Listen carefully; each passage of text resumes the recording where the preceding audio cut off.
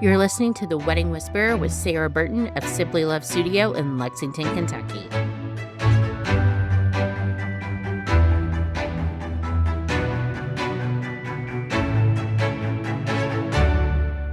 Today's podcast is another one of those podcasts that kind of came about from a random Facebook post. A photographer posted in a photography group and said, "Hey, does anybody in here shoot film photography?" And I was like, "Yes, absolutely. Veronica Sparrow is a fantastic film photographer." We're just going to skip over the fact that I'm in a photographer group. We're just going to, forget that. But you're in all the groups. I am. I'm in all of the Facebook groups for vendors. But I put on there, I was like, yes, Veronica does. And then I sent Veronica a text and I was like, hey, so I just commented about you doing film photography, but I don't really actually know what that means. I go back in my head to like being in high school and developing pictures in the darkroom. And to me, that's what it means. But truthfully, I have no idea. So Veronica, thank you for joining me today and taking me up on my random crazy idea of talking through these things. No, thank you for having me. Absolutely. And I am the same age as you. So I grew up with the same high school course with the darkroom. And that's what we're familiar with. The disposable cameras that our families took on trips in the 90s, or they upgraded to like a fancy point and shoot. And then taking it to what we don't see anymore, like a 1-hour development and getting it, So we had a lot of anticipation back then. Before we dive into what film is, let's talk a little bit about who you are. This is actually not your first time on the podcast. You were on season 1, and we talked about doing a destination engagement shoot, which is still one of my absolute favorite things to do. If you have not had a chance to listen to that one, Veronica, introduce yourself. I am Veronica Sparrow, and I own Veronica Sparrow Photography. I started shooting in 2005. I started my career at a portrait studio while I was still in college. And then I transitioned into the wedding industry in 2011. In 2016, I started my own brand. And that is when I brought my partner, Casey, in. And a few years after that, he started getting really good at photography. But he also showed an interest in videography. So we started adding that in 2019. Although you do offer video now, you do not necessarily do both for every wedding. They can hire you for video or photography. Correct. Sometimes we have predominantly photo only. Then we have a handful of days that are both photo and video. And then we have some that are just video occasionally. If a couple is listening today and the word film wedding photographer is new to them, tell them what that means. So when someone's saying that they are a film photographer, they are not using digital cameras. They are using film cameras. That can be a variety of cameras that we're talking about here. So this is where you get a little bit more into the technical, but they are either meaning that they shoot film and digital, which they will a lot of times refer to themselves as a hybrid photographer if they're shooting both with a film camera and a digital camera. If they are solely film only, they're totally just shooting film, they're going to be most likely using a medium format camera.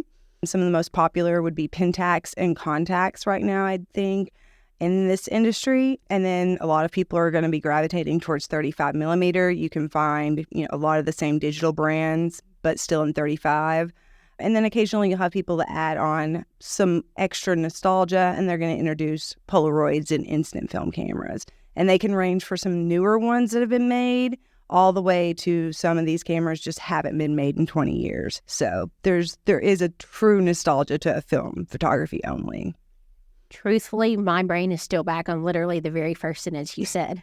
So you mentioned digital photography. So that is when you can see on the back of the camera what the photo looks like that you took. Exactly. That is when anybody that's probably 2000 on, you're going to think about a small SD card, whether you're using a digital point and shoot to go to a concert or go on vacation. That's all digital.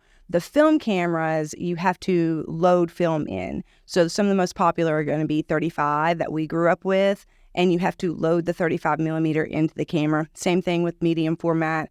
It's a little bit different. They're different film types, but essentially the film is the SD card. So That's a crude explanation, but that's basically what it is. If you are shooting with a film camera, can you see what the image looks like after you take it or not? No, not instantly, unless it's an instant camera, like a Polaroid, right? But with 35 and medium format, the ones that you are shooting with the film, not an SD card or anything like that, those you have to either wait till you get home, and if you have access to a dark room, you can develop it that night. For me, I like to send mine off. I don't have access to a dark room, so it can take about 2 to 4 weeks before I actually get some scans in my email, which is an exciting time.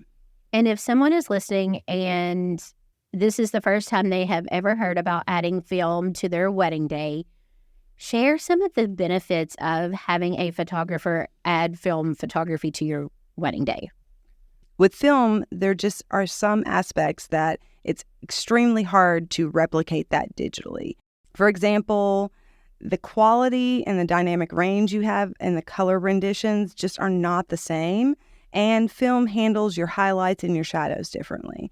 So that's just a few of the ways that it's a little bit different. Grain is another element. It's something you can add to a digital image in post-production.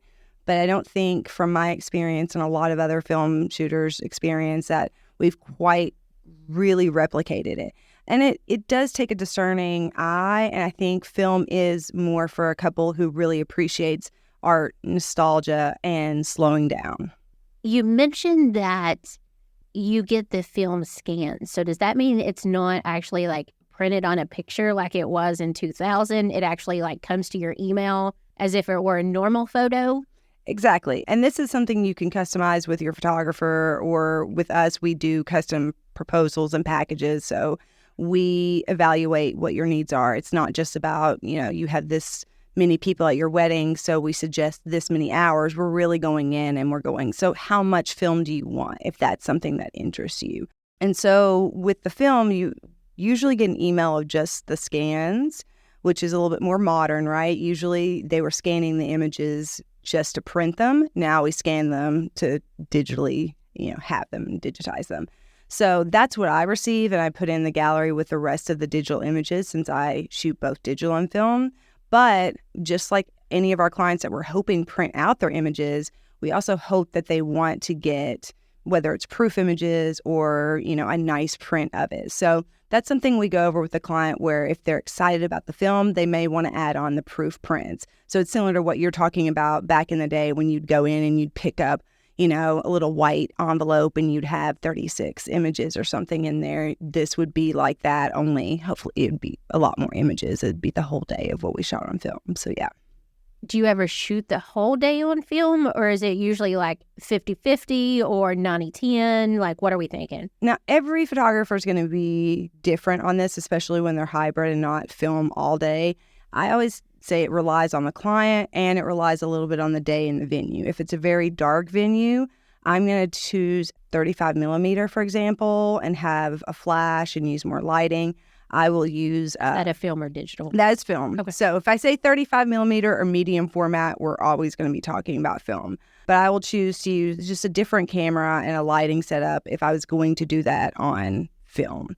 It is costly to shoot film, so a lot of my clients tend to want the best lighting on film. For me, what that means is if they have a good getting ready space with a lot of natural light, there's plenty of time for outdoor portraits, and, maybe some parts of the cocktail hour and ceremony and other details are outside, I could shoot 5 to 10 rolls of film in that wedding alone. And it could be a mix of 35 millimeter and medium format. The difference that would be important for clients to know about those two formats is that one is a more professional level, which would be the medium format. It's a larger format, which means you're going to get more quality out of it. But also there's a little bit of a hindrance here. You get about 16 frames. Whereas if you're shooting on 35 millimeter, you get usually 36 frames. So it's more cost efficient if you're talking to your photographer and you're going, do you shoot 35? If so, we'd love the whole day on 35. So just kind of knowing that, it's going to cost more to shoot the medium format, but at the same time, you're going to get good quality out of that. And working with your photographer to understand what camera is going to be best and in each situation. When it's dance time, I don't really feel like the medium format is needed. That's where a 35 millimeter that's got maybe less quality but still has a great film look. And that's also what's probably the biggest trend that we're seeing on social media right now is direct flash, 90s film look. So 35 is perfect for your reception. Does film come with every one of your photography packages, or is it kind of an add-on? It's more of an add-on, but just for my personal enjoyment, and one of the reasons why film is another benefit for yourself is that it helps your photographer stay in the moment and slow down. It brings out more art and less craftsmanship, because as we go on in this industry, it's always an art. It's always something new, but we feel a little bit more aware and we have to slow down, which makes the creativity blossom. So it takes it from something that we've done 100 weddings and the same thing over and over to, shifting from that craftsmanship to that art. So, yeah, I think that when you have the film, that you are going to be able to slow down and be able to capture, more authentic moments. And it's also going to allow the couple to slow down, because I think we both know that in this industry, it gets so fast and so crazy. There's a benefit to having film, not just because you want your photographer to be more creative, but it allows you a moment to be like, okay, while she's loading the film, I can take a breath and share some sweet little whispers with my significant other. So we've talked about you would not do necessarily, did you say dancing photos with or without? I would do dancing photos I would do any part of the day on film. It would just be, changing out the camera, adding a flash, very similar to what we would do with digital. It's using the best tools, right? So it's the same way as I'm going to choose this lens for portraits, but I'm going to choose a different lens for the dance floor. I'm going to choose a different lens for a really close-up shot of the rings. With film, I find most of my clients, it's about the cost because of how expensive the film is. They love the look of it, but if you can get really close in your digital editing, a lot of our clients will opt for that and opt for a package where they're like, shoot up to 10 rolls that day, as much as you can. And again, there are moments with our clients where we have to educate them, no matter whether it's film or digital. And so if they're in a very dark venue, if we're facing a lot of rain, that's where I'm going to come to my client and just be like, trust me, this is going to look better on digital. I think there are a lot of people that most of the high-end film shooters I know don't really talk about film. It's mixed in with their digital, and they're pricing themselves at a point where that's just what it is. And that's usually someone you're going to see at the 10K mark. Someone in my range, in my price range, which can range anywhere between 35 to 10,000, depends on the customization of and how many days of the event. How many days, yeah, the days, the hours, the amount of film. And so that's where you get into, some people are, advertising like myself that we're film shooters. And that's where you really have to ask them, how much film are you shooting? Are you just going to trust that the whole look of it's going to be film, but maybe only a few rolls are? And so, yeah, there are a few weddings where I'm only shooting 1 or 2 rolls. Those are the clients that they didn't really care about film. They just love the aesthetic.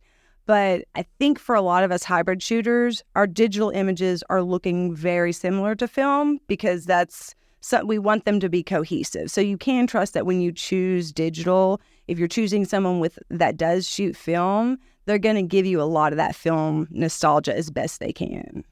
It may take a few days after this podcast comes out, but I am going to post some side-by-sides of a digital versus a film. Veronica actually sent a random photo a couple of days ago in a group chat showing the comparison. This was before I even asked about the podcast, I think. Yeah. Showing the comparison between both of those. And at the time, I didn't know which one was which. Of course, the photographer in the group knew instantly, but it was very interesting to see the difference in them. And I don't think until you see the difference in the lighting and what it looks like that it's really going to make sense to a normal person. Right. And you have a lot of variety with film. So if you have a dark and moody style, you can shoot film in a dark and moody way. If you are a lot more true to color and a little bit brighter like I am, you're going to shoot like that. It is interesting when you show someone who like you said, you can't tell the difference. When you're told the difference, you start looking for it, and you do start going, oh, wait, the black looks a little bit different here, and the sky looks a little bit different here.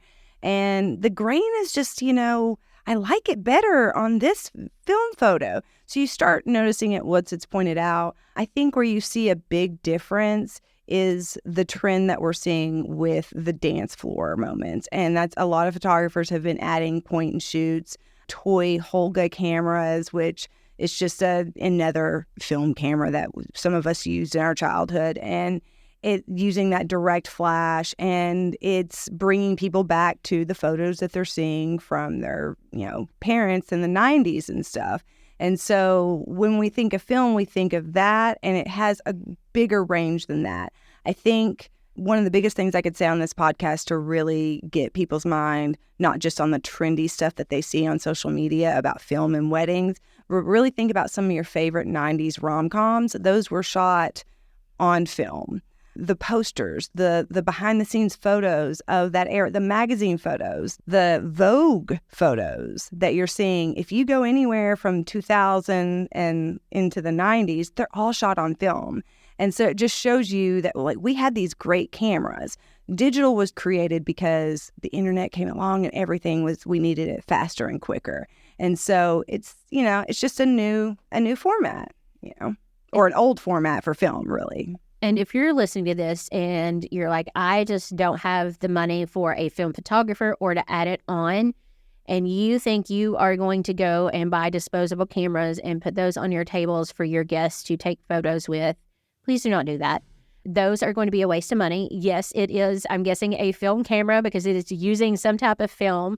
But I actually, when I did full service planning, I would collect all of those, take those to get them developed, and have them developed for when the couple came back from their honeymoon. And it was literally pictures of the sky, the ceiling, the floor, maybe one great picture out of 35 pictures. So do not think that you're going to go to get a disposable camera and get anything remotely close to what we are talking about today. I would recommend there are apps that will mimic a film look, and you can connect people to it where they have a code and they get 20 pictures that they could take. And we're so used to using our phones that they're at least going to come out. I know there are a lot of people that even grew up in our era that knew 35 millimeter point and shoots that still will get their finger in the frame. It happens, it's just how it is. But that also goes to, if your friends aren't great at photography, they're not going to magically be great on your wedding day. So some people just, it's not their skill set, and that's okay. All of this sounds great, but I was going to say I don't want to be a Debbie Downer, negative Nancy. I don't want to be that either. I'm not sure what the term is. I don't want to be that person. But can the film get lost in the mail? Anything can get lost in the mail. Even if I took it directly home and I had a dark room, something could go wrong in the process.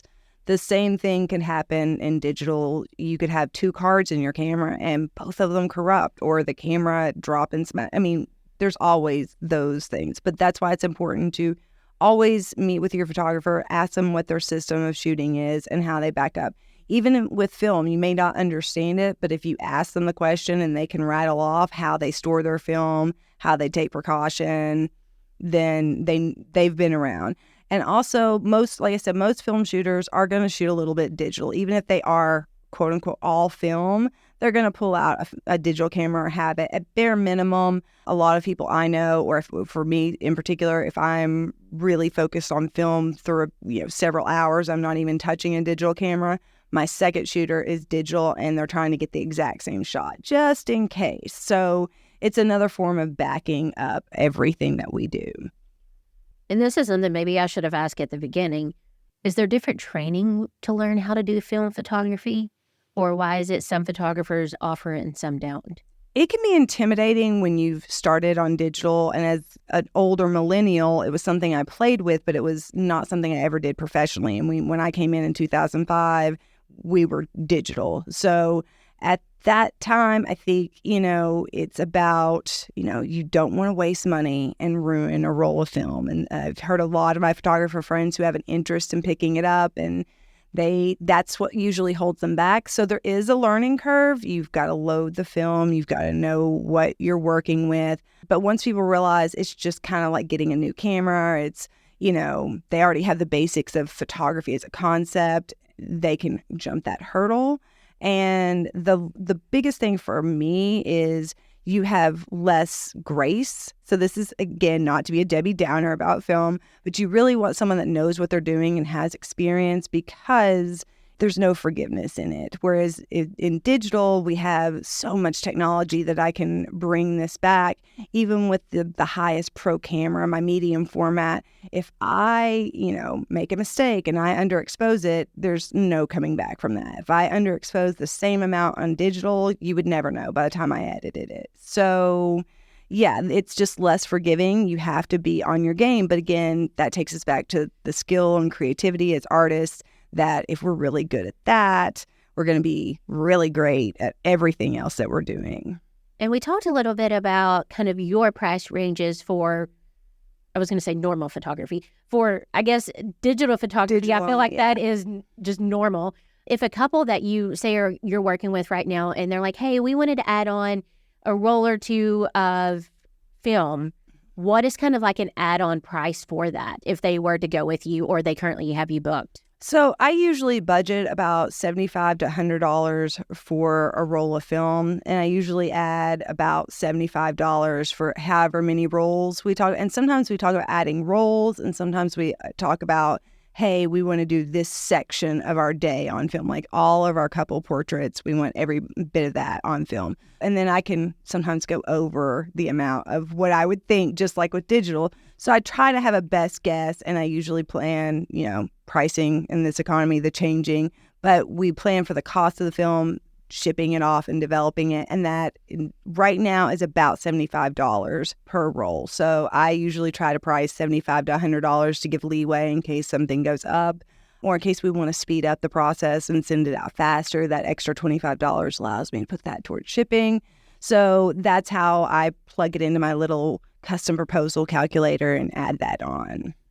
Honestly, I thought it was going to be more than that. It's expensive when you think about one. Now, when I say one roll, a lot of times I prefer my medium format. I do have a 35 that I've been playing with that's new, and I do that. But we even got this is interesting, but they've come up with half frames. So this is something that I'm testing out, and we'll see. I think more photographers may be using this, but this is cost effective. If you find a photographer who's really efficient in this, and I'm working on seeing how mine turn out. But what this half roll does is, so we talked about 35 millimeter gives you more medium format. Medium format, you're going to have about 16 frames, and assuming they're all perfect, right? That's what's, Okay, when you say 16 frames, does that mean 16 images? 16 images. Okay. So you're going to have 16 images with a medium format roll. And then for 35, you usually get 36 images. And with what a half frame 35 millimeter camera does is split that into where you can get 2 images per frame. So instead of getting 36 images back, you would get 72 images back. So I'm still working on seeing like how much image quality do we lose, so I could tell my clients like this is the largest you'd want to print this. But it is a good way to go, hey, this one roll of film, I mean, honestly, that's like $1 a photo. So that's a lot cheaper. Now, when you're doing medium format and that one roll costs this much and I'm sending it off and it's $75, it's $75 for 16 pictures. So that kind of hurts when you're thinking about this is like $2 or $3 every time I hit the shutter. So you have to make sure it's good. You really have to plan. And I think that is, again, goes back to the creative challenge. It's great. And, it helps you, like I said, you get into the moment with a client a little bit more. You get more intimate, you get more candid, and you are very purposeful. Instead of just being, let's do something here, you're like, no, wait, I want the perfect light. If I'm going to click this shutter, I want the perfect light for that. So yeah. I want to go back and touch on something. You talked a little bit about the print quality of a film photo. Is there a limit to how big that photo could be put on a canvas, or is it kind of going to be the same size as a digital photo? That's a great question, and that goes back to the type of camera you're using. So, but it also goes to talking again to your photographer about what size and, and what you're planning to do with the images. If you're just going to keep them digitally, everything, you don't have to worry about your sizing. Everything's going to be fine. We are not just keeping them digitally. We hope you don't. We really hope you don't. But that is important. Most of our, our images are made to go to large, everything from, your larger albums to large wall canvas art. I think if you're talking about something like a Polaroid, we all know what size we're getting with that. You could scan it and enlarge it, but it's only going to go so far. You're never going to get a really large, nice canvas to put above your, fireplace. You're just not going to get that of a rescanning a Polaroid. 35 millimeters, the point and shoot you were talking about earlier, where you don't recommend doing that on every table. Even with those, none of us imagine we're going to want them more than a 4x6. So that's something to think about when your photographer is shooting more of a professional level 35 millimeter or medium format, and they are scanning them at a lab and scanning them in the largest format possible. They're going to be about the same size as your digital, and you shouldn't have any hindrance. I mentioned that half frame 35 I'm talking about. That's something I can't tell you for sure how large we can print because I'm still playing with it myself just to keep on the newest film thing that they're doing. And of course, Veronica, one thing that we talk about on every single podcast is the word budget. If a couple is listening and they're like, this is just not in my budget, but I still think what you're talking about is really cool, how can they kind of make it happen? I think there are a lot of photographers that their editing style really mimics film, and I would suggest going down an avenue of a digital shooter who has a final aesthetic that emulates film, which can be done. And something that you're going to see in some of the example photos that, Sarah was saying, I had a hard time telling which is which. It's an example of one of my film shots with one of my digital shots at the same shoot, and I purposely edited them to match. And so you'll find a lot of photographers out there who are inspired by film, who shoot a little film here and there, but they don't want to incorporate it in the weddings. And that is the photographer that you're looking for. Or someone like me and Casey, who can customize a package and shoot maybe one roll or two. And then you can be confident that the rest of our digitals are going to match our film because we love film that much. We just want to shoot it to look like film all the time. Veronica, thank you so much for joining me today. If a couple wants to go and look at your social media, Instagram is Veronica Sparrow Photography. Yes. And then your website is just veronicasparrow.com. Right. Saves you a little typing for the website. Yes. And I will say that your website is absolutely fantastic. Your branding, I know you just redid it not long ago. Absolute perfection. Always going to be constantly working on that, as you know, but thank you so much. Awesome. Thank you so much, Veronica, for shedding some light into the difference in film and digital. I feel like I have a little bit of grasp on it now, but I'm definitely actually going to go back and listen to all of this one more time because I feel like I need just a bit more to be able to educate in every single conversation, but I know we touched on so much. Thank you again. Absolutely. And I should bring a film camera to our next event that we hang out and we'll have fun with it. Oh, yeah. I would actually really like that. I think that would be really fun. Yeah. I mean, you'll have to send me an invoice for the roll of film. Absolutely not. It's fun for me. Yeah. Awesome. Thanks, Veronica. Thank you.